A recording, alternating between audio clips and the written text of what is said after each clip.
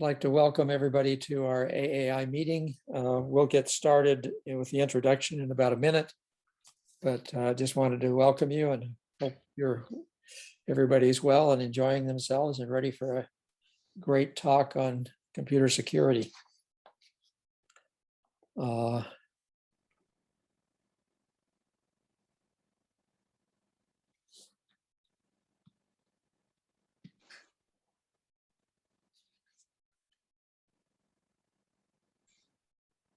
Okay, I'll begin, and I'm going to take about 5 minutes for the introduction. My name is Lynn Gillette. I'm the president of the Silicon Valley chapter of AAII, and our program today, September 25th, is on how to be cyber smart and do your part by Ed Machado. But first, I'd like to mention the next programs we have coming up from our Silicon Valley chapter. On October 9th, we have our Medicaid long-term care program. And this is from SourceWise, which is basically the Council on Aging. And Marcelo, who presented to us last time, will be there. They do great presentations, and just bring your questions on Social Security, and he'll answer them and do a really good job. And then in November 13th, we have our 2021 tax program. We have Claudia Hill speaking to us, and she'll be covering all the important issues. And one issue that some of you may be aware of, there's a possibility of the ending of the backdoor ROS, the tax conversions. That's still, it's not done, it's just may happen. And that's one of a number of issues that we'll want to approach and look at that time.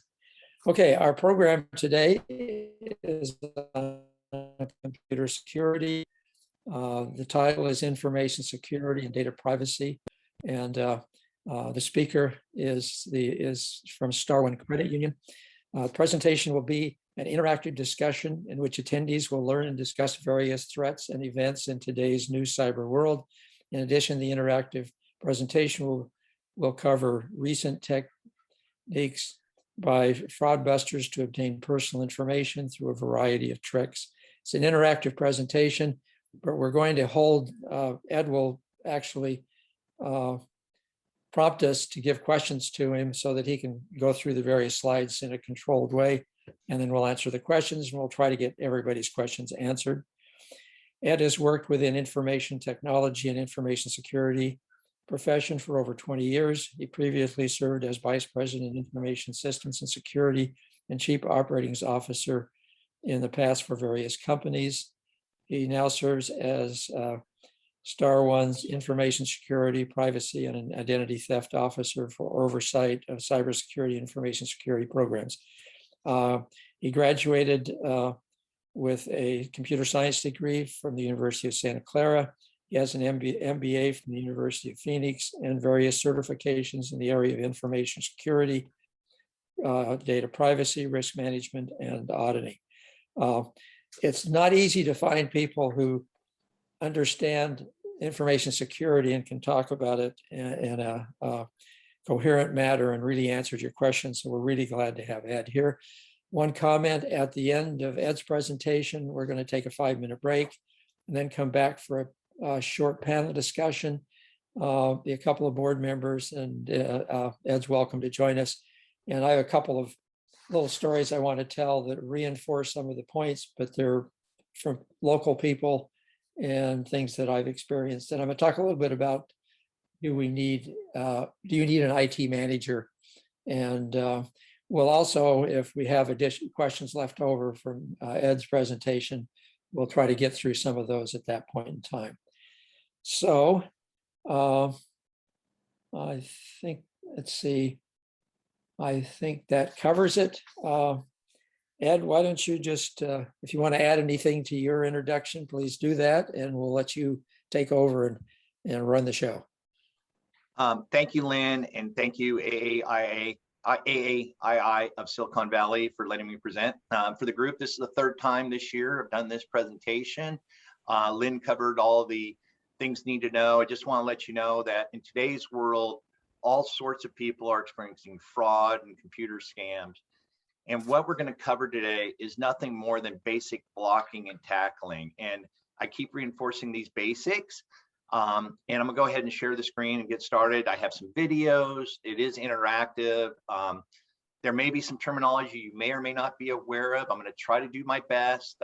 You can look up most of this stuff on Google it if you don't know what I'm talking about, but we'll move forward. I'm going to go ahead and share my screen and get this presentation started.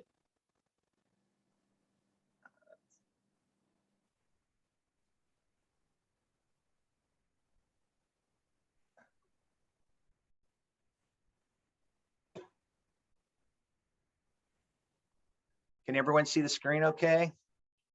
Yes, looks good. Okay, so here's today's agenda. First and foremost, I'm going to cover some cyber terminologies. You have to know what's going on in the world and what's going on in data breaches. And we're going to talk about the bad guys because we definitely track and know the bad guys. And we can always say it's Russia or North Korea. Just want to say that off the top of my head because, and China. We're going to talk about malware and viruses, computer and internet fraud scams, social engineering, phishing and smishing. We're going to talk about your personal best practices, what you can do. Again, these are the things you always and should continue to do. It's what we do in our own corporate world. And then we'll have Q&A, and I'll stop about halfway through and see what questions we have. With that being said, well, let's talk about some cyber terminologies. And this is not all inclusive, but it's a pretty good list. So, you can kind of follow along. We talk about a hacker, and cyber criminal. Today's fraud is nothing more than a business, but typically these are people who seek to exploit people, computers, or systems for their own gain. A lot of financial gain, monetary. Some just want to do it to show how smart they are and how they can get into systems. There's different various components to what they'll do. So malicious code, and you may have heard malware. It's just some form of an attack to do something on your computer or steal something. Again, the two things are steal your personal info, ask for money, or corrupt systems. The biggest form that we're dealing with today that's in the news is ransomware. That and purpose is to try to basically solicit financial gain. And there's been a large recent ransomware event that happened on July 4th across the nation, and encrypt files and request payment via our favorite system, Bitcoin or cryptocurrency, to give you the code to encrypt the files. I'm just telling you, this is running rampant. Colonial Pipeline experienced this. The federal government's experienced this. Most recently, the REvil ransomware group solicited $70 million from a key vendor called Cassia because all of Cassia's clients got infected, and for a master unencrypt code. So $70 million to a ransomware group. Viruses and Trojans. This is what we dealt with in legacy, really to corrupt or make systems inoperable. And I know many of you may have had nuisance viruses, those pop-ups on your Chrome or your Internet Explorer. That's just nuisance, but it's not maybe malicious, but it does become a nuisance. We talked about cryptocurrency. Cryptocurrency is ungoverned. It's just a digital asset to work as a medium of exchange. To secure the transaction and control the creation of additional units of the currency. There are many forms of crypto. So I'm only going to talk about Bitcoin. But Bitcoin is the worldwide accepted cryptocurrency. It's decentralized. The federal government, I work with the FBI and the InfraGard, we are so against Bitcoin and crypto because of the fraud that happens and the undetected means in which money laundering can happen in that. There is no repository. It's not like the Federal Reserve, and this stat is incorrect. It's now accepted by about 500,000 merchants and vendors as a form of payment, and you're seeing like Venmo, all these payment systems. Oh, crypto, your crypto wallet. So my stance, I just want to talk about crypto in general. Yes, people make money on it. People can trade it. We are not a fan. My financial institution will never get into the cryptocurrency market, at least for today. So when we talk about a vulnerability, this is what's being exploited. These are programming errors for which a hacker can take advantage of to infect a system with malicious code. So vulnerabilities are known, they are published. If you don't effectively update your system, and this is what happens, and it's a known, 2 or 3 months later, because someone isn't due diligent in updating and fixing their system, a hacker will use a vulnerability to take control of systems. And this is common. It's called a patch management, not doing it when things come out. When you get an iOS update, don't wait. Update. I'll cover that a little bit more. Social engineering. I am an ethical social engineer, means I'm not in it for any kind of game, but this is typically a hacker who's using some form of human interaction. Great social skills, I'll tell you. Telephone seems to be the #1 way right now, but it's email, website to obtain information about a person or organization or system to commit fraud, some type of fraudulent. They want your information to commit fraud. As you know, you've heard this over, phishing. Now, I love to fish. I'm sitting here on the Sac River today, but this is a different type of phishing. This is not the one with a pole. This is the one with the email, where you're going to get an unknown email and to solicit your personal information by posing as a trustworthy organization. And the other thing they do is they'll send you an email to solicit a form of fear. I recently sent a Delta 19 variant social engineering email and saying that you've been exposed, and it looked like it came from the CDC. People click on it because of the fear factor. They didn't look at all the flags to detecting a bad email, but oh, I've been exposed to Delta 19 variant. It was a contact tracing. I use the fear factor, but they're either trying to get information. The other form is, I'm sure many of you have gotten texts from Amazon, Wells Fargo, your card department. If you use a cell phone or mobile device, hey, got an alert. It's in a text. It says it's from Wells Fargo. You may or may not be a Wells Fargo customer. Say click here, and it comes in a form of text. Those, just delete them. They're typically trying to corrupt your phone, get more information. With that being said, that's just a high level of terminology, not all inclusive, but basically what we're going to talk today. So I'll move on. So what do you need to know? What is it costing us? The companies are at great risk. You can just see some of the numbers are astonishing here on what the volume. When I talk about the average time to identify a breach, this is in the corporate world. Intruders will stay on systems for 207 days on average without going detected. As we know, way back in the Yahoo Mail data breach, the intruders were in there for 3 years. They didn't know about it for 3 years, about the millions and millions of data that was exposed. This is way early on when we talk about cybersecurity. So once I did what we call identify,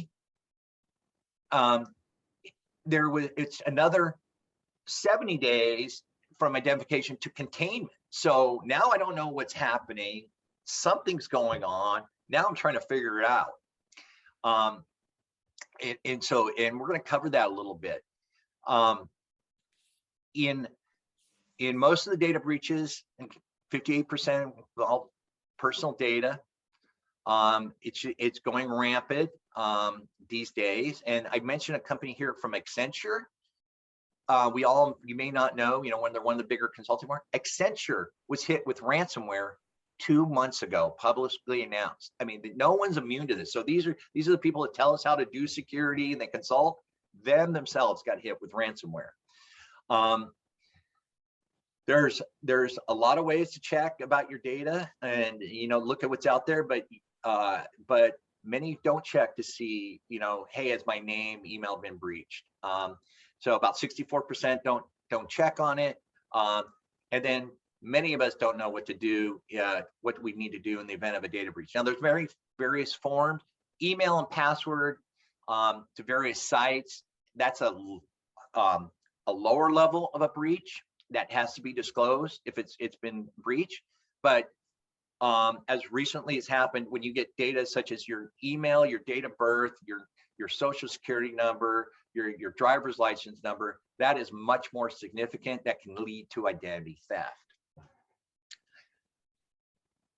You guys recognize these names. This is nothing new. 1,107 data breaches reported. How many don't go reported? Because people don't want their name in the news. Now we have an obligation to report. These are just some of the larger names. And I'll cover some of those resources, but these are all names we know. My stance is just assume your data has been breached, because if you work from that and you do the right safeguard, I know my personal email has been out there. I've changed passwords. I just assume that somewhere along the lines, something of mine has been breached. And if you work from that, what can you do to protect it and protect yourselves is probably the best way to go. So let's talk about a data breach and an anatomy of a data breach. And I believe I have a short video before I cover this. So let me see if I can get that for us.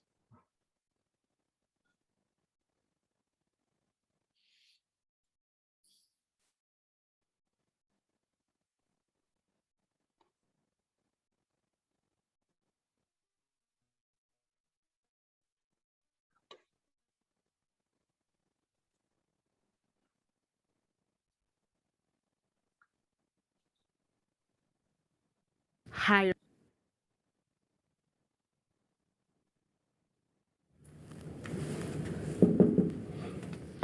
It's okay. I'm on hold.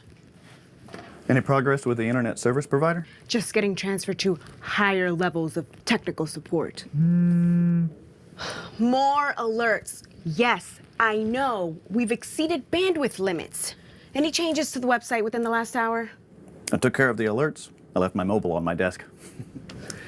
The website is still slow, for the most part inaccessible. Customer service is getting a lot of calls from customers who can't access their online bank accounts. They're getting a lot of questions about account balances and deposits to their accounts. I have to believe this is another alert. Denial of service attack. All of the alerts feel like a denial of service attack on me. Any success with our online banking service provider? Yes, we've got a URL that'll take customers directly to the transactional website. That should work until the public site is working again. More alerts. Hello? Yes, I'm fine. Thanks. We've got an emergency. What? Yes, I know. I've been on hold for the last 40 minutes. Look, let's not waste any more time. We're being hit by a denial of service attack and our website is down. Hold on. I just received an email from Bob, our network administrator. He was reviewing network activity logs. The logs show that 2 large batches of data were sent from our network to an unknown IP address. The first batch was sent shortly after the denial of service attack started. Here, read Bob's email. This is strange. I'll get our ISP to put in some filters to try to control the denial of service attack, then go talk to Bob. We may have something more than a denial of service attack going on. Yes, I'm back. It seems that most of the traffic is coming from other countries. Can you block this or do something to slow down the attack traffic? I need to get the president and marketing VP up to speed on what's going on. I'll go set up a meeting.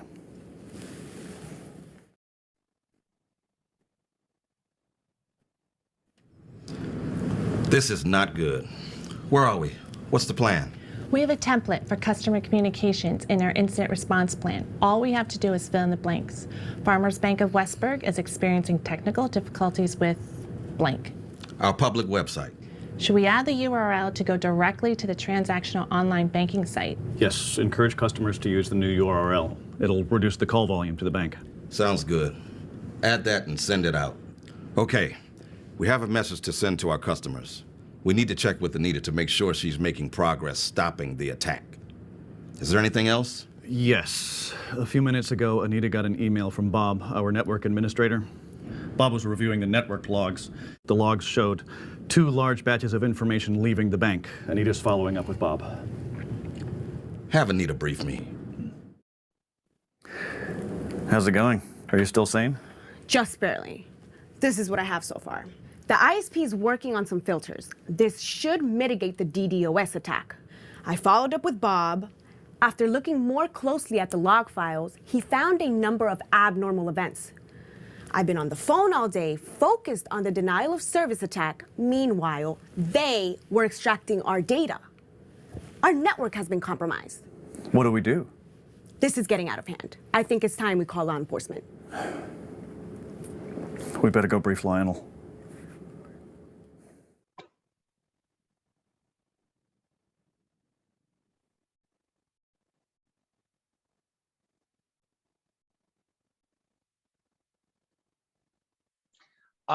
Was everyone able to see that? I saw some things in the chat. Initially, no, and then it started, then we saw the video. Yeah, same here. I was the one who posted. Yeah. Okay. Okay. Well, okay, so we'll move on.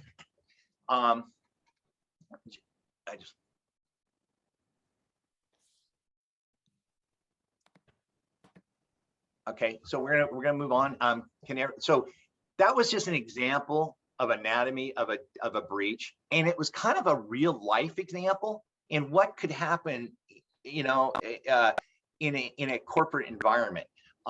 Denial of service is a way to block things going to the internet they can't get access to.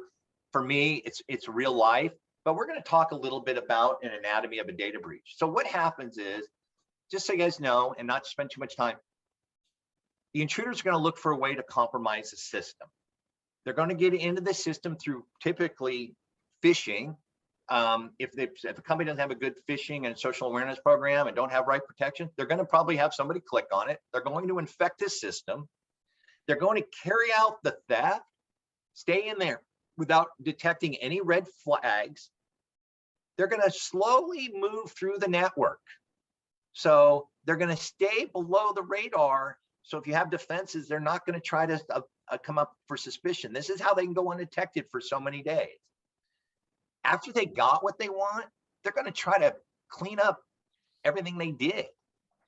And then they'll execute a cover-up. Hopefully between items 3 and 4, they do get detected, but not in all cases does that happen.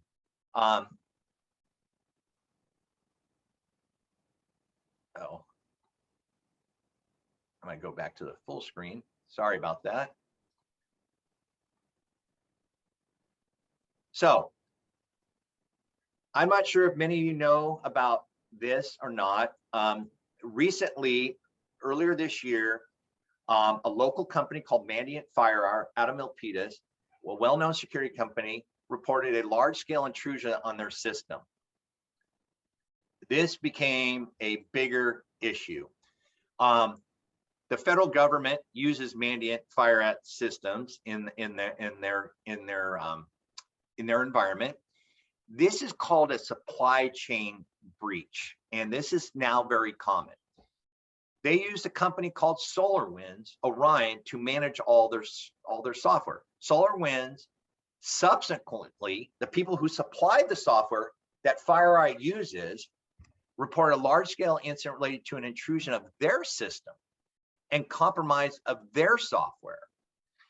What happened is this software is used by thousands and thousands of companies. The intruders infected the software, weaponized the SolarWinds Orion product in their updates, that's then in turn got pushed out to the client customers. Once in, they had access to thousands of systems. The various updates were updated, were Trojanized, malicious files, and a backdoor called Sunburst that sent information undetected out of organizations to a new command and control center. So here you have a well-known security company who applies security company that got infected and didn't even know data was going out of their building. And they were, and what in this case of FireEye, the intruders wanted to know what type of detection techniques did they have so they can mitigate around them, because FireEye detects intruders. But yet this is a company that got breached, among many over. 18,000 organizations were had the version of Orion. 18,000. Not all were targeted. The known victims were the U.S. government, including the U.S. Treasury and Department of Justice. They stole email files from the Department of Justice. As we said earlier in the presentation, it came out of Russia. We definitely know that. We don't know if they were aligned with any other threat actors, but definitely the Russian Federation. As we stand today, many months later, we still don't know all the facts. It's still widely known. We're starting to address it. So, what was the intent and motivation? It was really to get data. What was the actual complete target list? Because not everyone was impacted. How much data? We may not know for 2 years what data was stolen, how it's going to be used. Again, everything may come at a later time. So it's just one way of anatomy of data breach that was very recent in the news. With that being said, I show you who are some of the bad guys, and this is from Crowdstrike. Crowdstrike is widely known in the security industry. It's a tool that we use at Star One, one of many. But I get all kinds of threat intelligence. So what we do is we follow what these guys are called threat actors, and they give these guys names and follow what they do. And I didn't take an updated screenshot. This was from March, and but it all stays pretty relative. It tells you where's the threats coming from. What did we say? China, Russia as the top areas. What are they targeting? Who are the target countries? What is their motivation? So they track all this, and they just give them these names because they don't really know who they are, but their attack anomalies are, they have certain behaviors. So I'm just giving you an idea of one guy called, DoppelSpider. This, what do they do? What are they trying to do? What type of exploits do they know? And there's about 600 on my list right now that we're following for threat actors actively, but it just changes, it comes and goes, and there's new threats. So this is a type of threat intelligence that I deal with every day in my world, looking at what's going on, who's attacking who. It may or may not pertain to me, but it's just more of an awareness. And I think you find it interesting, that we know, but we don't know. We can't stop these guys. I mean, we just know what their ways to get in, what they might use to get in, and they continue to identify them. Here's the kind of the sad news. The guys are getting more sophisticated than our defenses. They're getting together in the deep dark web. They're using new techniques called PointClick Malware, and now our threat intelligence is getting flooded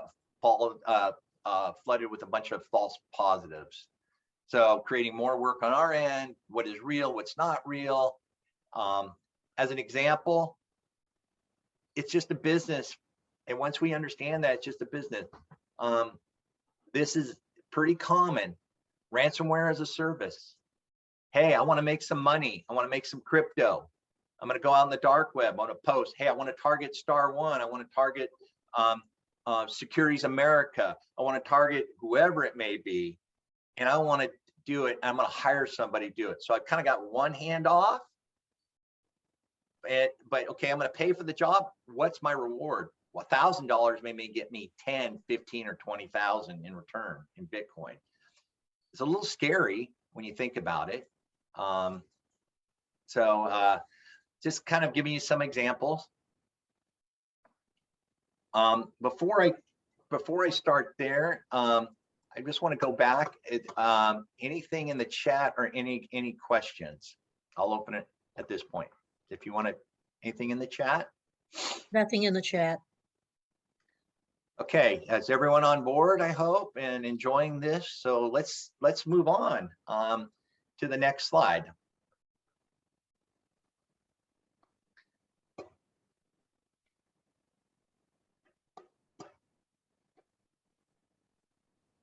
Okay, so malware, what can you do? So I'm going to play a short video for you. I'm just going to talk about these things. If you're not using antivirus or some form of antivirus and keep it up to date, I use one form of antivirus on all my mobile devices, and then you can talk about Norton, McAfee, Trend, Malwarebytes. I'm not recommending any form. I happen to be using McAfee. I do reputation risk. I talk about, it does a lot of website blocking for me. I run it on my iPad, my iPhone, and my laptop. But the biggest thing here is to make sure to keep your operating systems up to date. You know, auto updates, Windows, your iOS, whatever it is, something comes out, it needs to be patched. Otherwise, it leaves you vulnerable. And I'm going to tell you right now, the #1 system is Chrome. Chrome has more flaws in it, and we think it's great, than Microsoft right now. We are patching Chrome 2 times a week right now at work. And it's mainly not necessarily on your iOS device as much as it is on your laptop or personal computer. You must keep that updated. You're exposing yourself. If you're not updating your Chrome, and if you don't go to about update and know how to update Chrome, you're probably exposed. You're probably being exposed. Don't click on ads and links. And we always say think before you click. I had one question here from Richard. Just so you know, I just want to answer it. That came in about when we were talking about data breaches. Star One was not impacted by the SolarWinds data breach. We do not use the Orion software. We had to respond to it and it was a questionnaire that came out, but we were not impacted. We do use SolarWinds, but what we use there, it was not impacted. Great question. With that, I am going to play a video for you.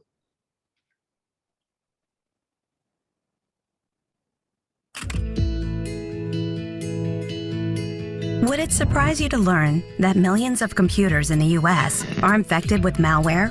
That's a lot of computers. So, what's malware and why should you care? Malware, short for malicious software, includes viruses and spyware that get installed on your computer or mobile device without you knowing it. Criminals use malware to steal personal information and commit fraud. For example, they may use malware to steal the login information for your online accounts, or to hijack your computer and use it to send spam. An infected computer can lead to serious problems like identity theft. The good news? There's a lot you can do to protect yourself and your computer. One of the most important steps you can take: install security software from a reliable company and set it to update automatically. The bad guys constantly develop new ways to attack your computer, so your software must be up to date to work. Set your operating system and your web browser to update automatically too. If you're not sure how, use the help function and search for automatic updates. Don't buy security software in response to unexpected calls or messages, especially if they say they scanned your computer and found malware. Scammers send messages like these to trick you into buying worthless software, or worse, downloading malware. What else can you do? Use a pop-up blocker and don't click on links and pop-ups. Don't click on links or open attachments in emails unless you know what they are, even if the emails seem to be from friends or family. Download software only from websites you know and trust. Free stuff may sound appealing, but free downloads can hide malware. Make sure your web browser's security setting is high enough to detect unauthorized downloads. For example, use at least the medium security setting. Even if you take precautions, malware can find its way onto your computer. So be on the lookout for these signs. Your computer runs slowly, drains its battery quickly, displays unexpected errors or crashes.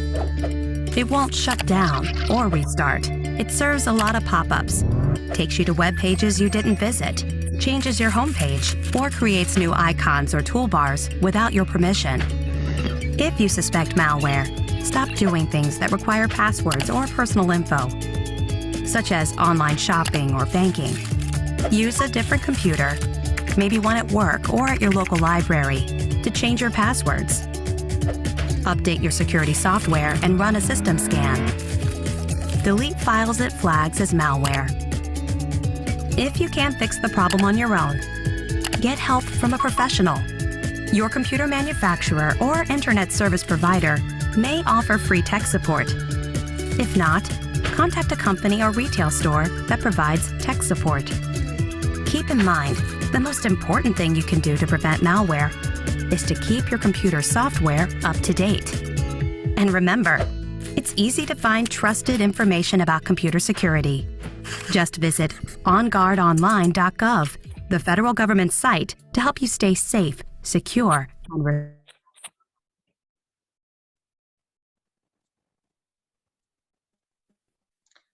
I hope you guys found that helpful and I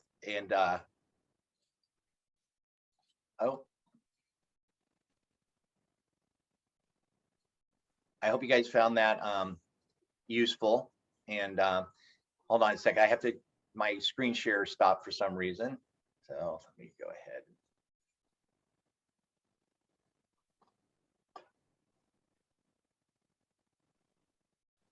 There are 2 questions in chat. Okay, let me go to chat and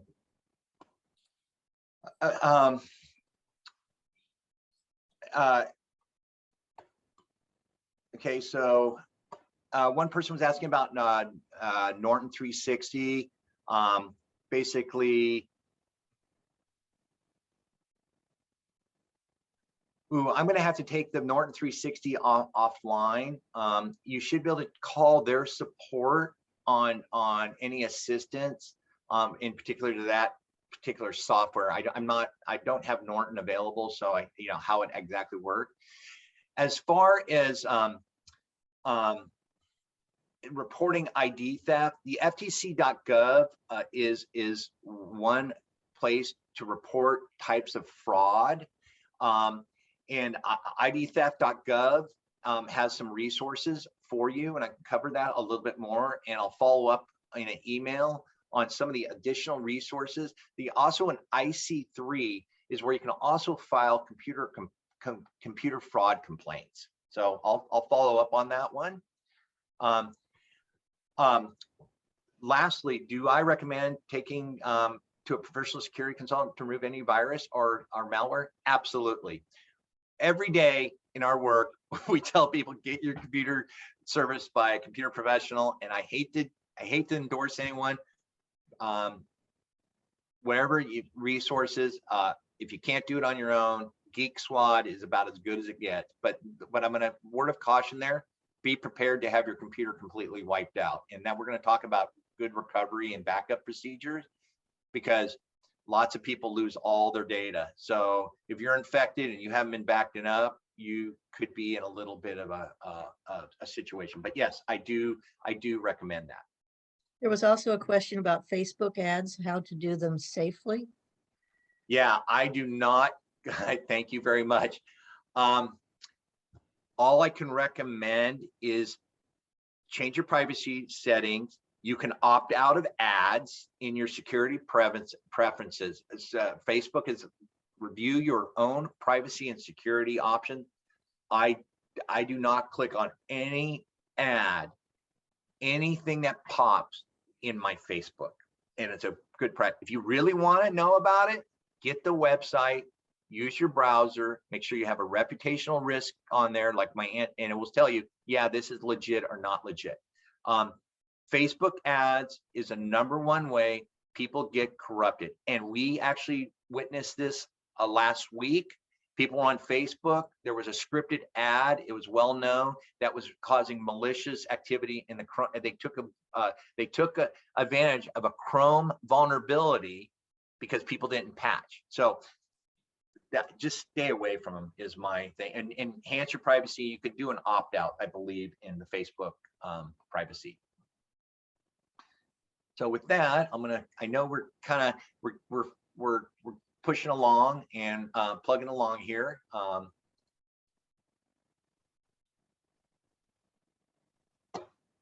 And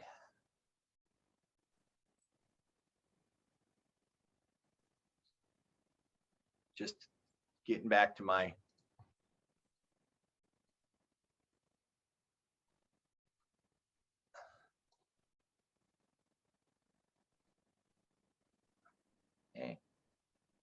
just 1 second here.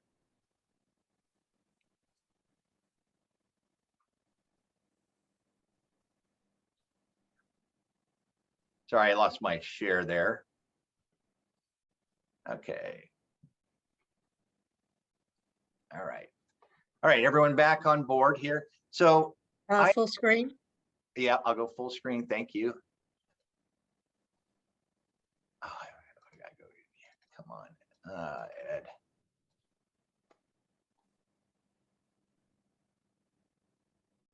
There we go. Okay. All right. Just want to show you a couple things. So here's an example of a ransomware notice. You did something. All of a sudden, you get a little message, and you're going to be asked, "Hey, you need a 0.8 bitcoins to get your files back." Happens all the time. This happens in the corporate industry nonstop. Colonial Pipeline. You can't do anything, and you have a certain date and to pay it back. If you don't pay by that date, the ransom goes up. Again, we can talk about tech support scams. You guys have heard this all. Computer card, you get a pop-up, you give your card number to fix a PC, you have gift cards, yeah, we need to be paid in gift cards, and your bail bond, IRS, Apple, they want you to pay them in gift cards. Anyone says you're going to pay them in gift cards? Yeah, and it happened. We had one member, they won $7,000 in Home Depot gift cards. We haven't. I will just say that CVS and Walgreens, when people come in to get a large amount of gift cards, tell them that they're being more aware. Tell them that they're being scammed. Again, never give your card info, personal information, or remote access to your computer to anyone, especially over the phone. Trust no one. Now, unless you've called them and you're reputable, but if I say, hey, you have fraud, you know what? I have a fake Zelle transaction that I want to verify with you on your debit card. Can I? I need to review it on your computer. That is happening daily across the country, and people are giving them access and untethered access to their computers and their online banking credentials. So with that, I have one more for you, and I think you guys are all going to like this one if I can get to it. Okay. If I can get to this one, I may not be able to. Well, I was going to show you one for the sake of time. I'm just going to keep moving on. On the thing, I was going to go over. It's kind of a longer video. All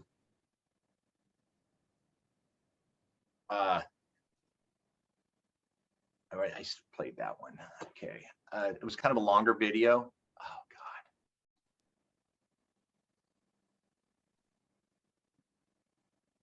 Sorry about that, guys. Hold on a second.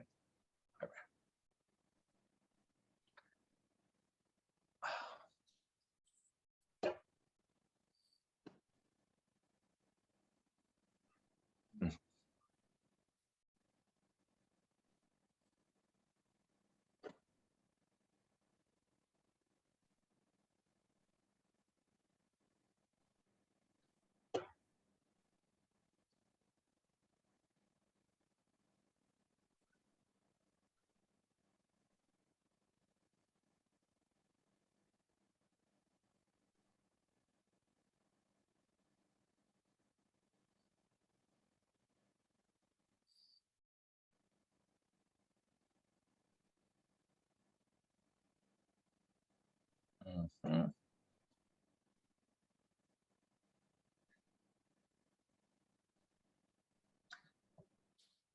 All right, back to the regular scheduled program here, and sorry about that. When I exited out, I exited out of our program here. So I'm going to go to full screen. Can everyone see that? And I think, did we have another question in the chat? No? Yes. Why cannot software companies make their software without vulnerabilities? And you're not in full screen. Okay, thank you.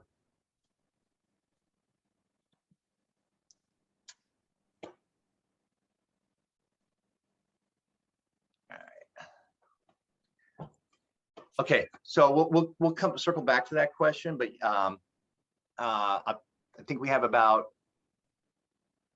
15 more minutes, and we'll cover it. And I'll come back to that question about vulnerabilities in software. So when we talk about your online threats, these are all things you probably heard, and we talked about these threats, right? Phishing and social engineering. We covered that. Vishing. There's a little screenshot down below, that's smishing. They're going to smish. So they fish, vish, or smish. Those are the three common ways that personal information gets compromised. Vishing, so is call impersonation, trying to get more information. The number one vishing scam today is to spoof a well-known number such as *1, this is on our website, for example, to pretend to be the fraud department and calling exactly what I talked to you about today, that we have noticed a transaction on your debit card. Typically it's on previous debit card information or credit card information that's been compromised in other breaches. They're able to social engineer and know to look you up, find out, get the cardholder name, know it's at *1, and then social engineer backwards to create an attack. Now these lists are sold on the dark web, turnkey lists with card information, full contact info, because I can find stuff on LinkedIn, Facebook, public information about you. So as I know you have a card there, you have a bank there, and they create these long lists, and then they'll create inbound call scams called vishing. Right now, that's probably the number one type of fraud we are facing. And then when this is happening, people are giving access to the computers to the fraudsters. Here's an example. This could be your bank, right? It could be. It's just an example. Really, so if you go look, okay, it's saying it's from a notification, right? But the header's a little wrong, but just something like this is out of the ordinary. Now I know someone on the call earlier today said, look, I got a email from my bank. I thought it was totally suspicious. It had the right number. They didn't just do what they didn't just do what was said in the email. They looked at the phone number, called, and actually it was legitimate. You have to do your due diligence. I'm going to use this word: verify, then trust. I do not trust anything at first glance. I am highly suspicious. I keep my guard up at all times. If you take kind of that approach, even if it's from I think a known friend, whatever. I use my delete key. I mean, as much, it's my best friend. My delete key is my best friend. Even at work, personally, you know, I see something like delete, not looking at, not even exposing it, in potential phishing email. Okay, here you go, smishing. You know, it's designed to trick you, you know, by masquerading as a trustworthy identity. Again, I use the word Wells Fargo. I'm sure many of you got IRS, Amazon. It can come from any source. You know, you have an Amazon, you're going to log in with your Amazon credentials. You're not just going to click on a link that says, hey, you have a $100 gift card from Amazon, you know, due to your shopping. That's not going to happen. Be very, very suspicious. This is what installs backdoors into your devices, whatever it may be. iOS can be compromised. iPhone, Androids are more susceptible. Apple's a little bit better, but again, anything is susceptible on this. So pretty common. I'm not paying attention. I click on it. I'm going to get malware. How did they get my logon and online banking credentials? Well, because they put a backdoor in there to watch everything you're doing, capture all your passwords. Oh, wait, they're going to be able to go in and see screens of yours. I do not use the Apple password keeper. I use a double secure with a long password, a unique password keeper for all my passwords. That is not linked to any device. It's a standalone system on my phone and my devices. Because if I compromise and you're on my device and I'm using my Apple password, and that Apple password then links to all my passwords, I call it compromise one, compromise all. My phone gets compromised, which then needs access to my passwords. Once I have that, I can go into your passwords on your iPhone and basically get everything that you have stored. It's not best practice to store passwords in Chrome, but we do it. We do it. It's not a good practice, but I understand we all like to make it easy. And we're going to talk about some of the things we can do there. But anyways, this is how bad things happen. We talked about some of these, right? Someone asked about the Facebook ads, right? Yeah, hey, I'm going to follow Lynn on Facebook, become a friend of his. And then Lynn, I know Lynn likes aviation. I'm just picking this up, Lynn. I'm making it up. Lynn likes aviation. Hey, Lynn, check out this link to this great aviation site. Well, Lynn trusts me as a friend, and now I send him a fake ad, a fake link. Because why? I'm going to go get Lynn's information, and I'm going to take over Lynn's Facebook account. And then I'm going to, you know, try to create harm. And this is rampant. I share my accounts to family, you know, not friends of friends, just friends. This is one of the biggest thing. People post, hey, I'm going to Hawaii. Do you know how many people's houses get robbed when they post that they're going on vacation on Facebook? It's common. Fraudsters are on there looking for everything, you know. On the top part, we've had a lot of wire transfer requests that grandparents get called and that your grandson is in Mexico and is on bail. Please send us $3,000 a wire transfer to release them. That's putting fear into you. Again, these are all very common, and I ask you to spread the word. Everyone is vulnerable. And just a quick note, coming up this October is Cybersecurity Awareness Month. So I find that us doing this, this presentation is very timely. I just did a cybersecurity awareness with my company, and we're doing with employees. It's called Be Smart, Do Your Part. So be cyber smart, do your part. So everyone on this Zoom call today, what we're going through is helping us all become cyber smart and being aware. All right, public Wi-Fi. Now, if I was going to be in front of you today, I would bring my Pineapple device. And I would bring that Pineapple device up, and Pineapple device is $100 device that I can use to capture data as a fake hot Wi-Fi spot.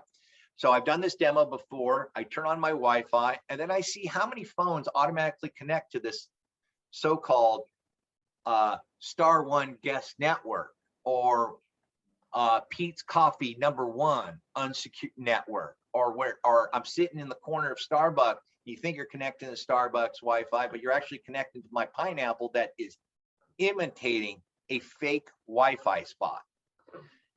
What I can do there is I can read all the information that goes between you and the actual place you're going to. It's called a man-in-the-middle attacks.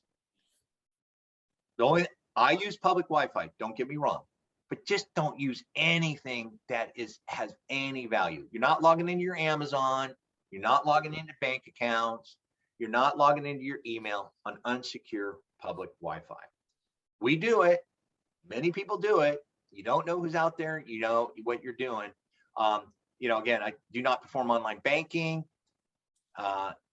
And also, yes, I can secure your home Wi-Fi if you don't know what you need to do. Most people are there today using some form of security on their home Wi-Fi to connect. I used to drive around in the day. It was called a drive-by, looking for all the unsecured Wi-Fi.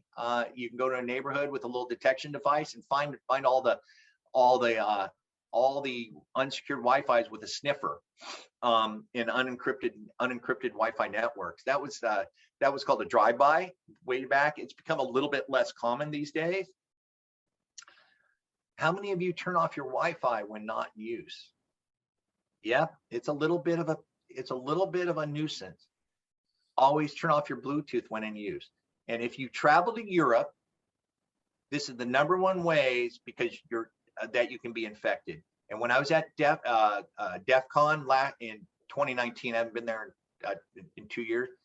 I carry a burner phone because these are the ways people are infecting phones. So I wanted to see if my burner phone could get infected if someone's going to corrupt it. But these are very common ways, vulnerabilities. Again, it is a little bit of a nuisance. It's best practice. We don't always practice it.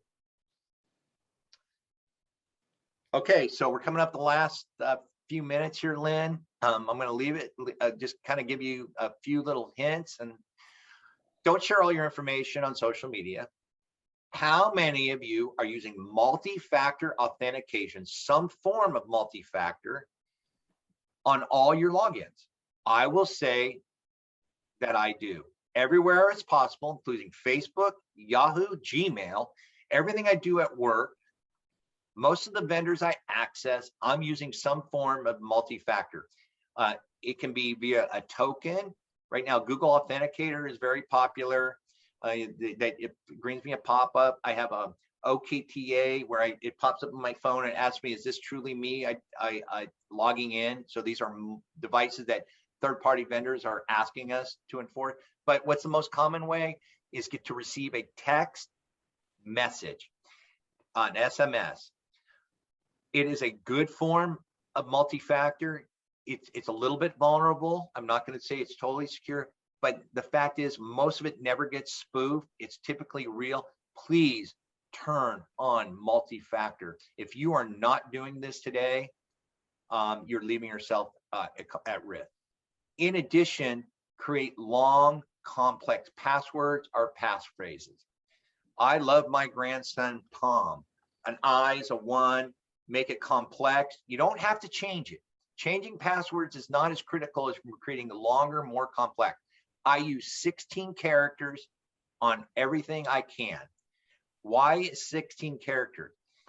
Because in Windows machines, they hash your password locally on the machine. Using a tool, I can reverse engineer passwords and decrypt up to 14 characters because they're not encrypted. They're called a password hash. However, when you go beyond 14 and I go to 16 characters, you lose the last 2 characters. Thus, no one's going to try to crack it. My password's been trying to crack by professionals several times. We use it. At 16 characters, It can't be cracked. And I don't locally, our policy and our network, we do not locally store passwords locally on our computers. So this is one of the best practices. It's a little harder for at home people. So use your enhanced privacy options. October is Cybersecurity Awareness Month. Use your delete key, back up your files. iCloud, I think Lynn's going to cover this. You backup. Update your software, wherever it may be, always.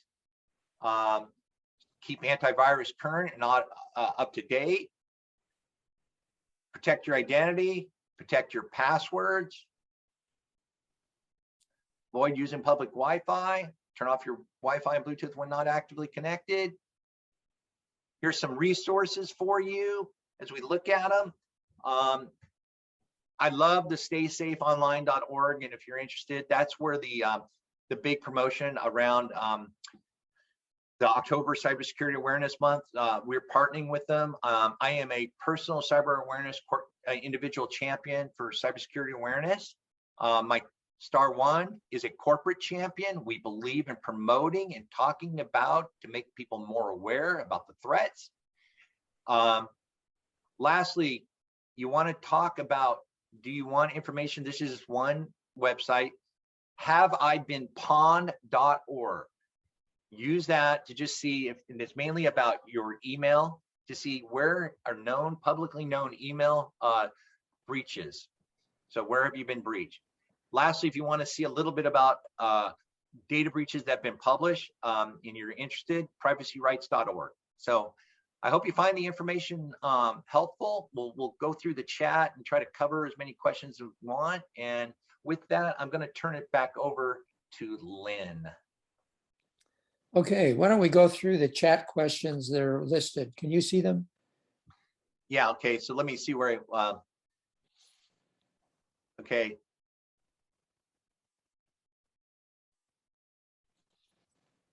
Okay, so I'm going to go, okay, so if, I'm going to go back to this quick. If allowed, it's about the tech support person to come onto my computer and later learned it was a suspect company. What are the best steps to take my computer safe again? Okay, if you have a good backup, the best practice is clean and wipe it. You know, if you haven't been doing like iCloud or other USB devices, you protect your photos, your personal document. The rest of the software can be reinstalled typically. Best step, take it to a computer professional and have it professionally clean. But if you have some sorts of antivirus, you can run a deep scan on it and typically clean it yourself. Typically Norton, McAfee, if you do a deep, long scan, it may take a day to do it, depending is the way to do it. But the other thing is you need to change every one of your passwords. Your online banking, you're at risk because if you use one password for your online banking and I call it compromise one, compromise all. If you have an online and he goes in, hey, I need to take a look at it. Hey, I need your password. And you're using that username and password for all your online accounts, you've just compromised all of it. So you have to change all your passwords. So that's the best practice. Always go change all your passwords, run virus scan. If not, take it to a professional. 2 questions on using a VPN on public Wi-Fi. Virtual private networking. I did not talk about it as a best practice. I use VPN over Wi-Fi. That's an encrypted tunnel. You're encrypting it, fully encrypted, and so that will prevent man-in-the-middle attack. So I will use my VPN over public Wi-Fi. Typically using VPN over my Wi-Fi network at home. But yeah, that is a great way. And you can turn on VPN. There's options. You can subscribe to it. But again, if you just want to have practice, if you're at home and you're secure, you can browse. If you're out on public Wi-Fi, just don't do anything that might expose any online passwords. Are you saying it's low risk? Yes, I am saying it's, if you're not exposing your passwords, such as doing shopping and doing anything with password credentials, it is considered low risk. I listened to the radio on VTA when I used to commute, you know, and I'm using their public Wi-Fi. It's a radio streaming. I have everything else turned off, but yeah, I had my Wi-Fi open.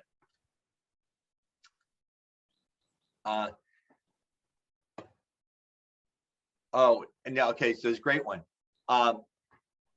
Yeah, okay, so I could read that if you email on public Wi-Fi auto access without having to log in and put in a password, is that safe or not? I do not recommend using auto logons. I know passwords are an issue. I would consider that not being safe because I can still pick things up in the man-in-the-middle attack. I just would not get my email on public Wi-Fi. But if that is a risk, you know, okay, so what are you exposing? You're exposing potentially your email compromise. I mean, you know, and then, you know, worst case, you got to change your email password. That's kind of a worst case scenario. People do it. I'm just telling you, these are the risks out there.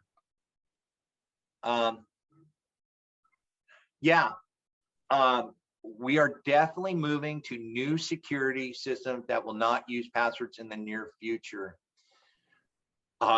Star one is looking at tools for identity access management that we will not, for true identity authentication, that will replace passwords. Biometrics, your facial recognition, is a password replacement. It's not truly a second form or things like that. But I think we're moving to that. At Star One, we use biometric fingerprint readers for all our devices. We typically do not enter a password. Passwords are a backdoor into our system, but we're using our fingerprint scanner. So biometrics is a good way to go if you for now, but there's a lot more coming on that. We also use tokens. So everything we do has MFA or second factor tokens, especially for all our employees who are coming in from the outside. Okay. Great question. Can your old backups have viruses and malware? Potentially, yes. It's the best resource to go to, but typically when you notice things going back, yeah, you know, I go back to last known good. When did you notice things starting to happen on a computer, and how far back do you have on your backups? Again, you can always, you know, sometimes if you do have issues, you can load malware, but sometimes the malware that you can load antivirus and clean the malware, but in some cases that malware will block that antivirus from loading. But yes, it can have, typically I go back about a week. I keep about a week's worth. Oh, someone mentioned, is KeePass a good password safe? Thank you very much. That is the tool that I use, KeePass. KeePass is an encrypted password keeper. I keep it. I use KeePass on my personal system, and KeePass is the version that we use at our corporate location too. Without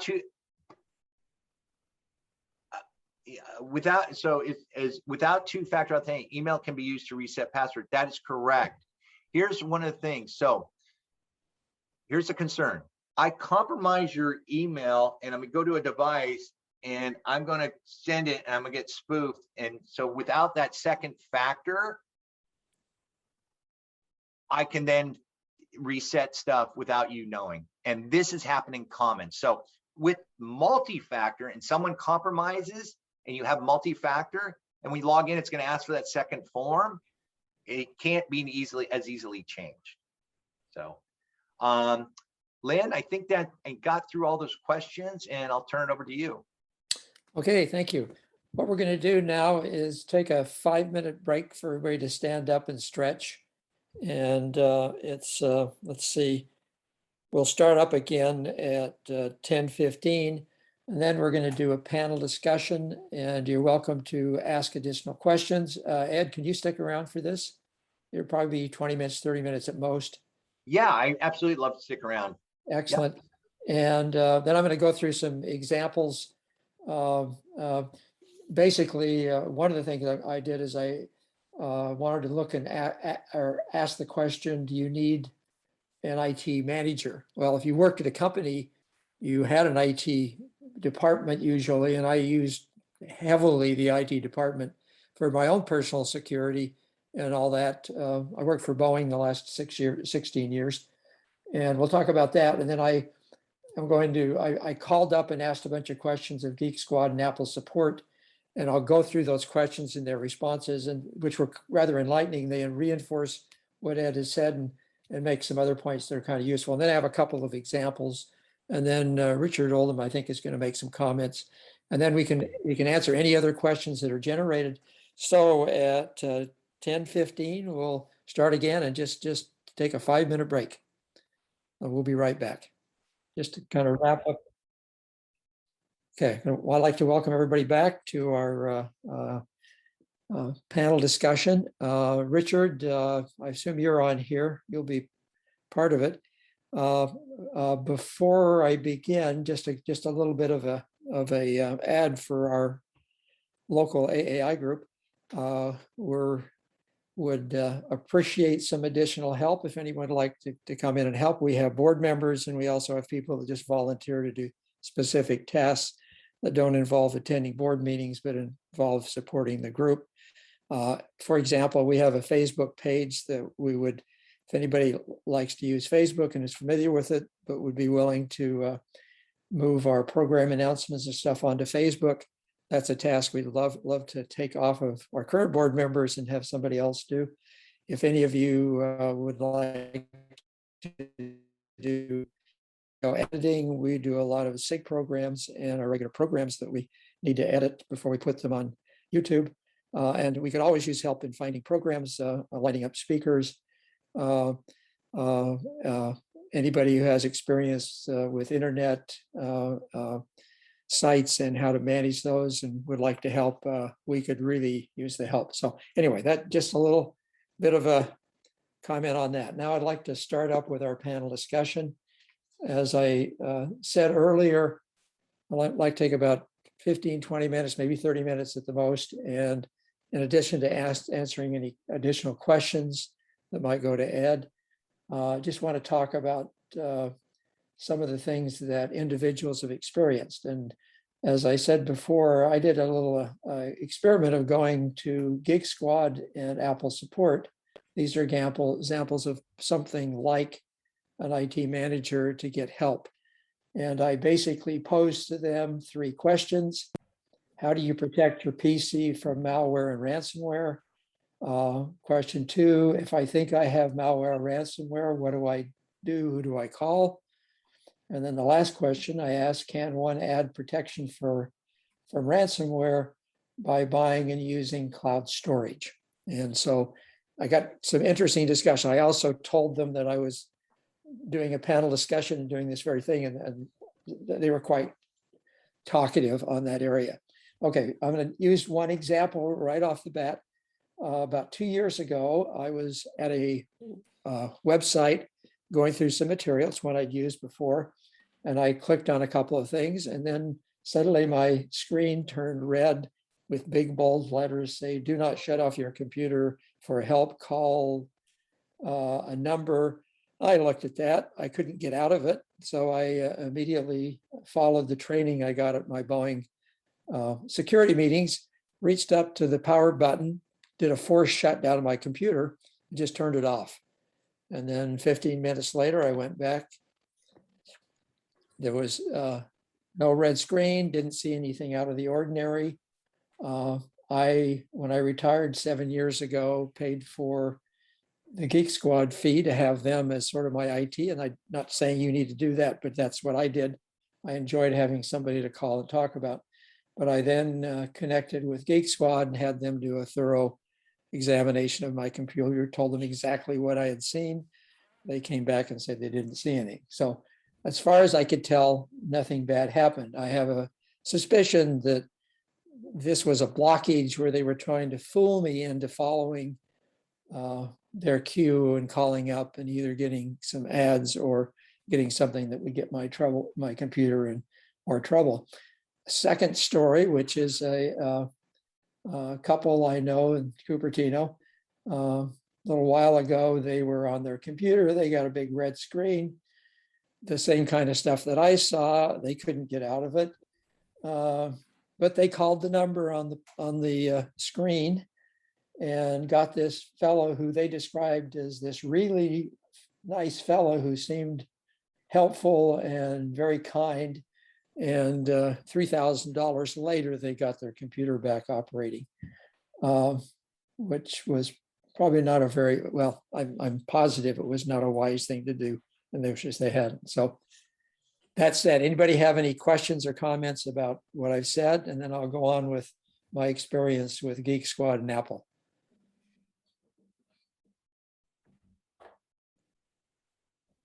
Okay, no questions. Well, when I talked to Apple, the first question was protection of your computer from malware and ransomware. Both Geek Squad and Apple support reiterated what Ed said: keep your systems up to date, keep your security, have malware in place and updated, and be careful what you click on. And that was really quite consistent between the two of them. Then they made a comment that I found rather interesting. I commented about the different securities between Apple and Geek Squad, but both Geek Squad and Apple told me that they have people that try to imitate their sites and go out and solicit information, tell them there's a problem, which, by the way, Geek Squad does not do and Apple does not do. They never do that. And they talked about people getting infected with malware because they clicked on something and then followed somebody's lead. And they actually, by downloading what was supposed to be protective hardware, basically installed ransomware on their machine. And the comment was that they get frustrated by that because they tell people to never do that, but it happens anyway. On the question of if you think you have malware or ransomware, they both said, call us, ask us, and we'll see what we can do. And just shared some of the experience they had. On the question of using cloud storage as a protection against ransomware, I asked that question of the Geek Squad and asked it of Apple support.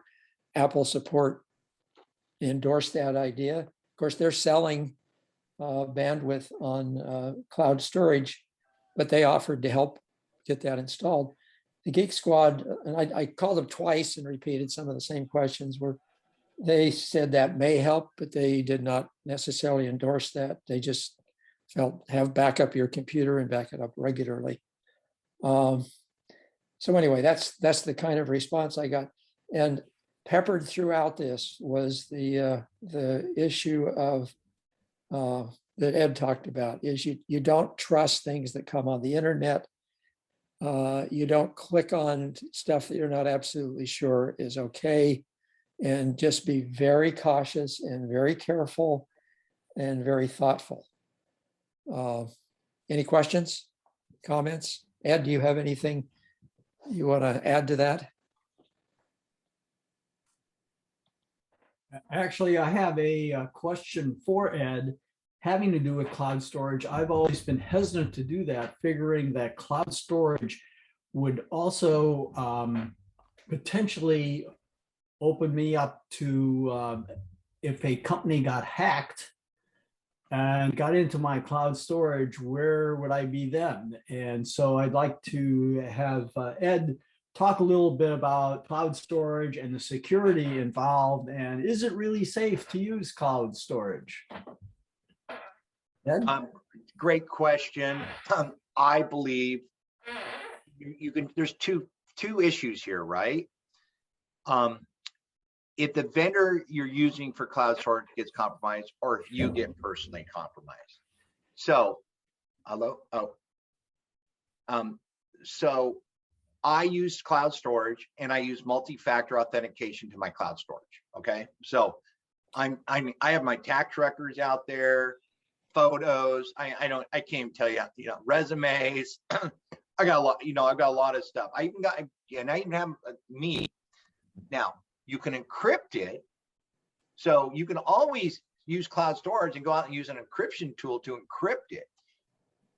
I believe most cloud storage providers have the proper detections in place.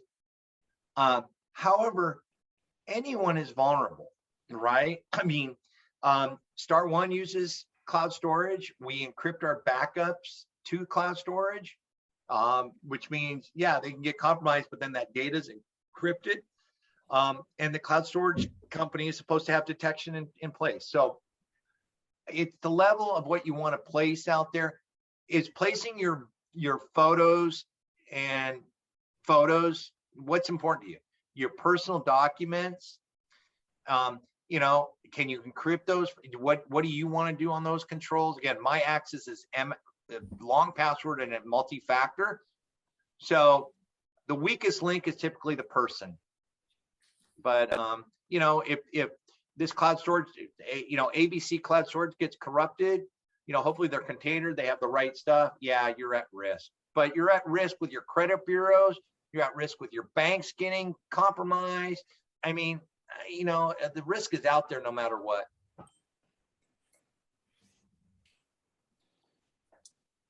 Thanks, Ed. Just a comment, when I was working at Boeing and we would use company personal computers, it was a requirement that a personal computer that you would take outside of the facility as a representative of Boeing, that personal computer was encrypted. And there was I got some free source from the people that check your ID or identity and all that, because a person who worked in personnel at Boeing had a company computer and he hadn't encrypted and he got fired. So yeah, they take it really seriously, the protection of stuff. I just want to mention, every computer and laptop deployed at Star One, every computer and laptop is encrypted with BitLocker. So that's a standard Windows supplement. So we're Windows PCs. We're not Apple, and we have sandbox encrypted sandbox email on our work devices. So encryption is a key way. So we use a mobile device management, and yes, we allow them to do other things on the device, but email, it's in sandboxed and encrypted. So if your iOS, personal iOS or corporate iOS gets compromised, they can't get the email. So I'm a big fan of encryption. Most people don't do it. It's kind of a higher level, but your perfect point. We come from the old Lockheed Martin days, Lynn. So okay.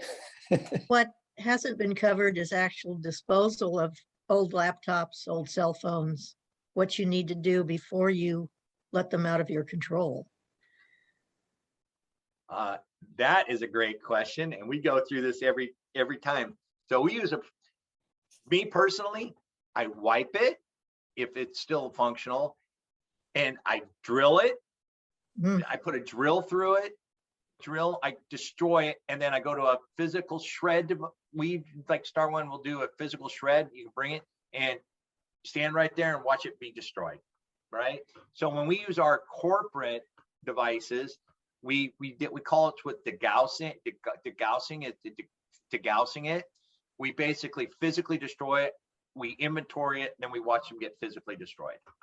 And the drill location is not through the center, it's off to the side, right? Yep. Yeah, I do all kinds of things to mine. And I'm actually sitting on a couple. We recently moved. And it's funny, I had some old laptops and stuff, and you're like, oh, I got to dispose of those, you know. But yeah, that's an easy way. It's an old known way, you know. And most people aren't going to go through the effort. Today we're a little more savvy. There are hard drive disposal, disposal for your electronic waste. Yeah, that's a really good comment, because we all have old computers, because by the nature, you don't have, they have a lifetime and then they get too slow and you have to replace them. Well, the hard disks still have sensitive information on them. So I have a bunch of these really strong magnets on the refrigerator that came from hard disks that have been dismantled by the companies I've worked for. And they're really good because they're really strong magnets.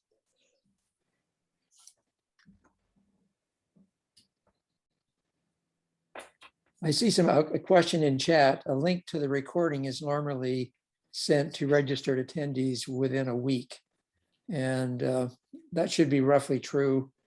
I don't know if Celia's still on, but that's what we try to do. Sometimes it can be a little longer if there are extenuating circumstances, because it takes time to edit these recordings and have them out there. But that's what we're aiming to do. Oh, another question on the line. This first part of program, can I get access to the recording? If you're registered, you will get an email path to the recording. It's a YouTube recording, and you'll hear everything that was recorded on the program. And then one other comment, you can buy a password logbook at Barnes and Noble's. It's a great birthday or a gift. I had a friend who was 92, and he just couldn't keep passwords in his head, but he had a logbook in his filing cabinet, semi-encrypted, so that you had to know how to read it, and he could pull any password out quick as a wink just by using that book in his filing cabinet. Do we have any other questions or comments? The one advantage to using a password safe is that you can let it generate the password, and you can easily move the password to the website. And that way, it's nothing you have to remember, and it's a random string, so it's not something that someone would easily, even with a longer password, ever guess what you've done. Yeah, thank you. I think that's a very good comment. And I personally use 1Password. My daughter and son-in-law are professors of computer science, and they are the ones that recommended that one. So I'd be interested in Ed's take on that particular product, and I'm sure there's other products out there that are also good. I was going to look that one up. I'm not familiar with 1Password. I was going to look. I saw that comment. As long as the files that are stored are fully encrypted, and I'm going to use this with KeyPass. I call it, I have a very long passphrase to my KeyPass, and you know, keys to the castle, and my files encrypted. So the one thing about Password Keeper, it's only gone as strong as the security that's on top of it. I'm sure 1Password it adheres, you know, to how it stores the files encrypted, how you access it. Is there MFA to it? That's another key thing to it. But I think as long as we're not using that one device to store all passwords, this is just where we get compromised. You know, putting everything in Chrome, letting everything autofill. You can do it, right? From your 1Password, can you link and 1Password can you link and automatically launch your site and your credentials? 1Password has an ability that you can click on the website URL, and then, but first of all, you've got to have your you have to get into one. You know, you have to have your saved single password that gets you into it. That's got to be relatively long. And then if you can choose to use the URL in one that's stored in 1Password for that particular site, or if you use a bookmark on a website, you then have to, there's an add-on that will call up the 1Password software and transfer the information from 1Password to your browser, in which case you then can log in. So there's sort of two ways to do it. One's from a URL stored in 1Password, and the other is you go to the website, and then you essentially also has the capability of copy and paste into the browser. I just want to say that's the method that we use with KeyPass at work. You open up a KeyPass, we use the add-on. Okay, so it's not stored in the browser itself. Correct. Right? It's coming from an alternate source. So that's a good method. So it's similar to KeyPass. There's a question. Go ahead. There's a question in chat about Apple support said the M1 chip does not require internet security software. Is this true?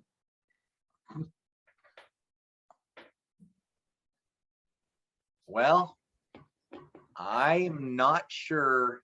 I cannot validate or not, comment on that because I'm not familiar with it. But I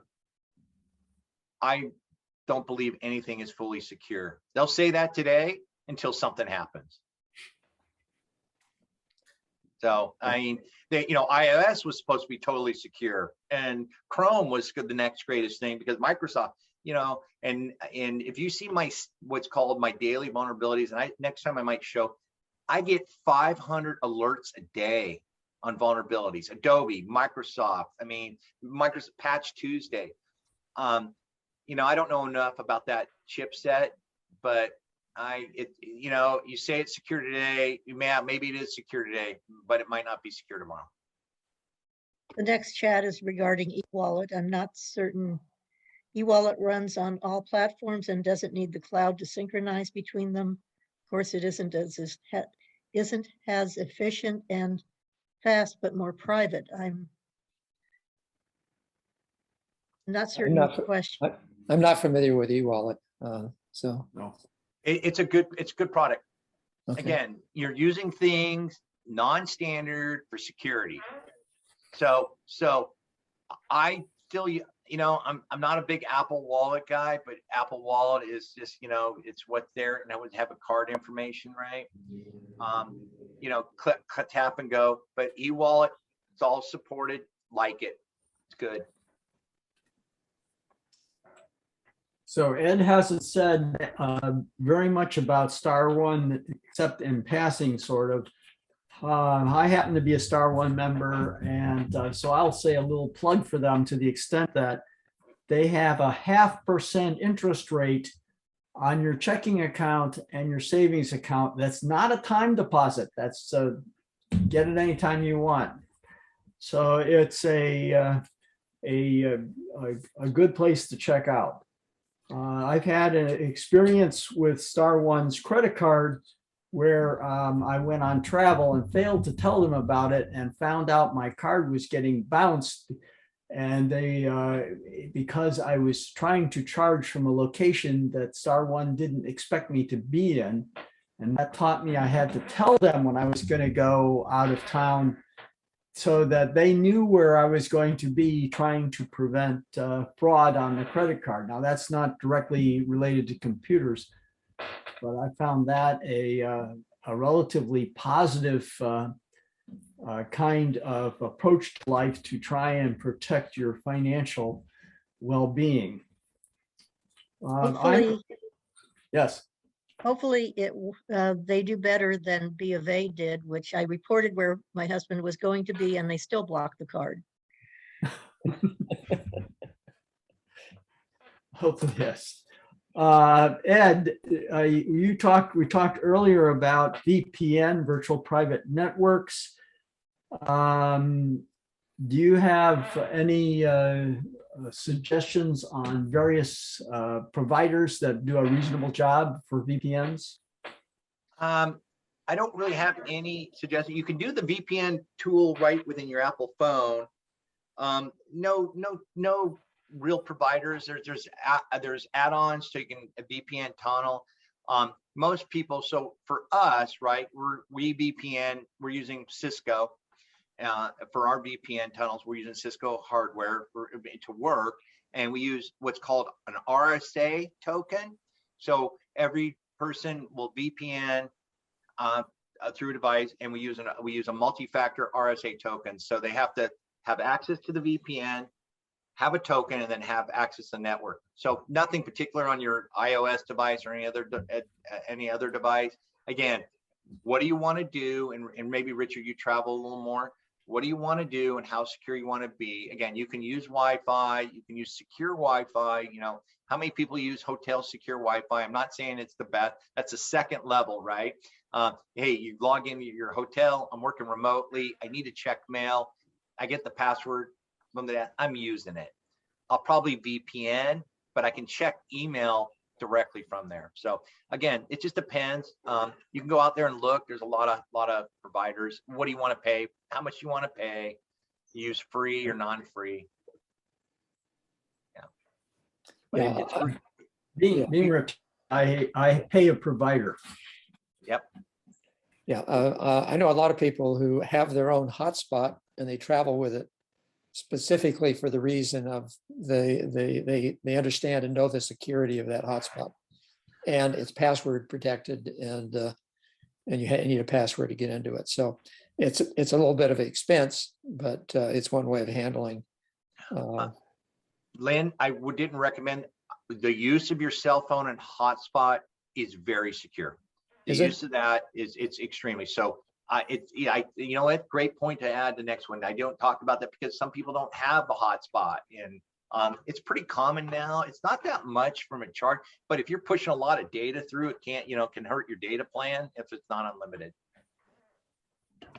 So Ed, you also talked about a pineapple device, and I've not heard that term before. So could you go into a little bit more details? Is this a device that's only the bad guys have, or the good guys can use them too? Just go look up pineapple device on the internet. $100. It's randomly available. It was used both for security purposes, but it is a detection device. It's about it's no bigger than your cell phone with a couple antennas. So when somebody might think it's a Wi-Fi hotspot. So if you see a guy sitting in the corner of Starbucks with his laptop with a couple antennas up, and you see a couple networks come up, I'd be a little susceptible. I'd be suspicious. But just go look it up. And I had a link to it in my slides, and pineapple device, but it's well known in the industry. It's a sniffer. It's a network sniffer tool, but you can create a network. And it captures network traffic. Not bad. Typically, only bad guys use it. I'm part of a forensic team. We have them. They're supplied to me. It was supplied to me, but I only use it for demo purposes. So it was supplied to you for what purpose? For forensics, internal forensics, for testing. Forensics, okay.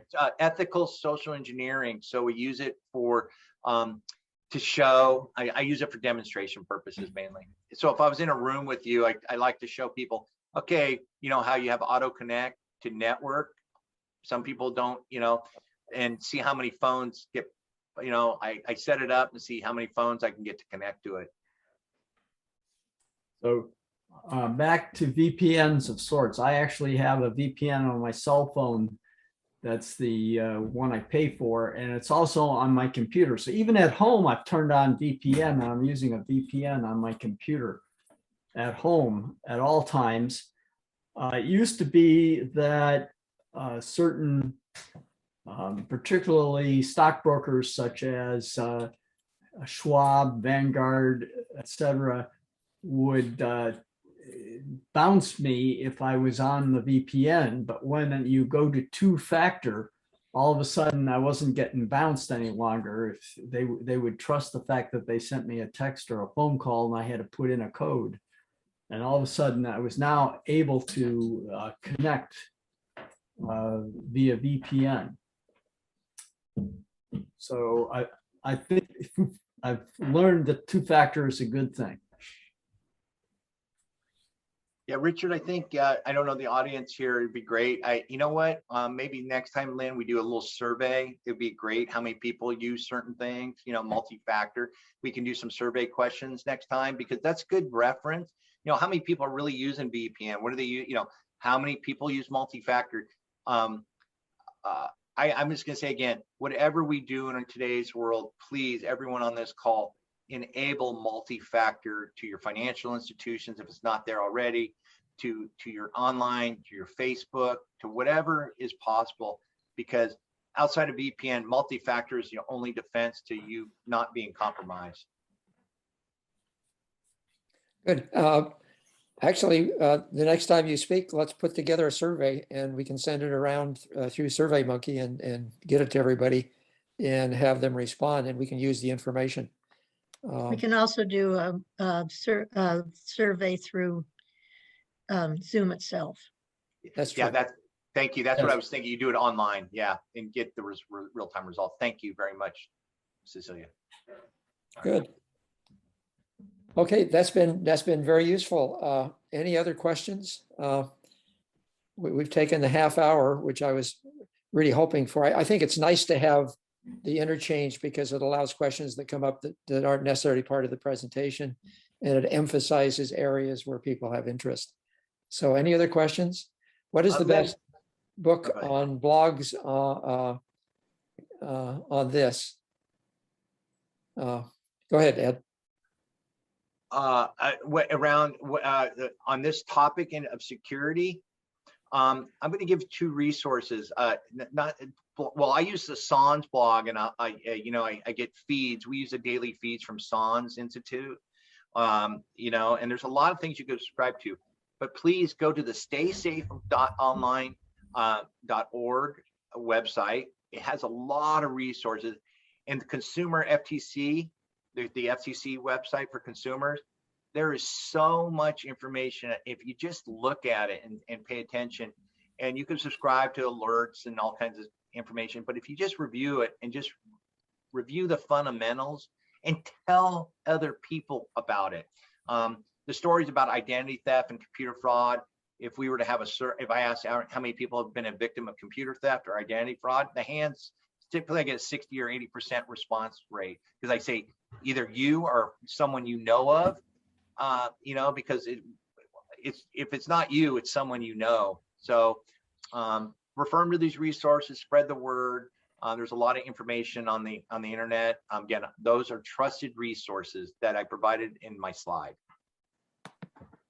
Thank you, Ed. And just a quick comment that I make often on your chat screen. If you bring that up in the lower right corner, there are three little symbols, and the far right, there's three dots. If you click on that, you can save chat, and you have all the chat questions saved on your home computer, and you can look at them today or a year from today.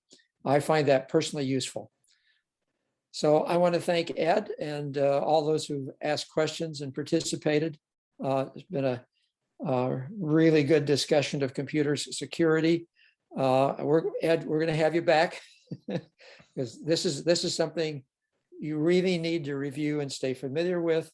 And for those of you, when the YouTube video is out, you might consider every 6 months just go back and revisiting it and listening to it to remind you of what to do and what not to do. You never know too much, or you can never be too careful in terms of security.